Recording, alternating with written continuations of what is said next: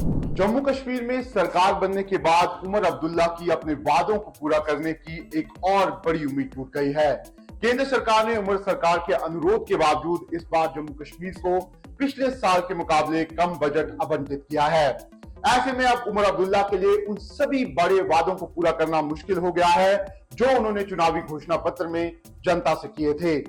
ये कहा जा रहा है कि उमर अब्दुल्ला सरकार को ये सजा चुनावी नतीजों में जीत के कारण मिली है। इस बार उमर अब्दुल्ला को कितना बजट मिला है और अपने वायदे पूरे करने के लिए उन्हें कितने बजट की जरूरत थी, ये बताने से पहले आप हमारे चैनल व्हाइट पेपर को लाइक और सब्सक्राइब जरूर करें, क्योंकि हम आपको वो खबर दिखाते हैं जो आपके लिए जानना बेहद जरूरी है। सबसे पहले ये जानते हैं कि इस बार केंद्र सरकार ने उमर अब्दुल्ला सरकार को कितना बजट दिया है। दरअसल वित्तीय वर्ष 2025-26 के लिए केंद्र सरकार ने जम्मू कश्मीर को 41,000 करोड़ रुपए आवंटित किए हैं, जो पिछले साल के मुकाबले 750 करोड़ रुपए कम है। पिछले साल जम्मू कश्मीर सरकार को 41,751 करोड़ रुपए मिले थे। हालांकि जम्मू कश्मीर पुलिस को इस बार 9,335 करोड़ रुपए का बजट मिला है, जो पिछले साल के मुकाबले ज्यादा है।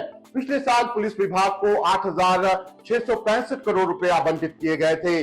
वहीं 2023-2024 में जम्मू कश्मीर को शुरुआत में 3,600 करोड़ रुपए दिए गए थे, लेकिन बाद में वित्त मंत्रालय ने 5,000 करोड़ रुपए अतिरिक्त जारी किए थे। उमर अब्दुल्ला ने जम्मू कश्मीर में सरकार बनने के बाद वित्त विभाग अपने पास रखा था, ताकि वे जनता से किए गए बड़े वादों को पूरा कर सकें। इसी वजह से उन्होंने लगातार दिल्ली का दौरा किया और प्रधानमंत्री नरेंद्र मोदी से लेकर वित्त मंत्री और अन्य बड़े नेताओं से मुलाकात की। सूत्रों के मुताबिक उमर अब्दुल्ला चाहते थे कि उनके बजट में कम से कम 5,000 करोड़ रुपए की बढ़ोतरी हो। उन्होंने दिल्ली को मनाने की हर संभव कोशिश की, लेकिन उनकी ये कोशिश फिलहाल नाकाम रही। अब ऐसी संभावना जताई जा रही है कि मुख्यमंत्री उमर अब्दुल्ला फिर से दिल्ली जाकर बजट बढ़ाने की मांग कर सकते हैं। अगर ऐसा नहीं हुआ तो इस साल उनके लिए जनता से किए गए वादों को पूरा करना मुश्किल हो जाएगा।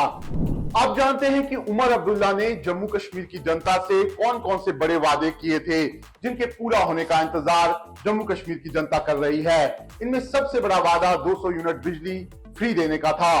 उमर अब्दुल्ला ने हाल ही में एक प्रेस कॉन्फ्रेंस में कहा था कि मार्च के बाद इस योजना को शुरू किया जा सकता है, लेकिन मौजूदा बजट को देखते हुए बिजली विभाग की देनदारियों का बोझ और बढ़ सकता है। इसके अलावा उमर अब्दुल्ला के मंत्री सतीश शर्मा कई बार कह चुके हैं कि जल्द ही मुफ्त राशन और गैस सिलेंडर देने की योजना शुरू की जाएगी।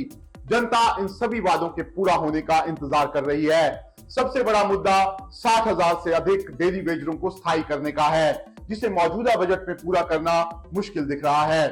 जाहिर है बजट की घोषणा के बाद उमर अब्दुल्ला की मुश्किलें बढ़ गई हैं और अब उनके पास दिल्ली जाने के अलावा कोई दूसरा रास्ता नहीं बचा है। आपकी इस खबर पर क्या राय है, हमें कमेंट बॉक्स पर जरूर बताएं और व्हाइट पेपर को अपनी आवाज बनाएं।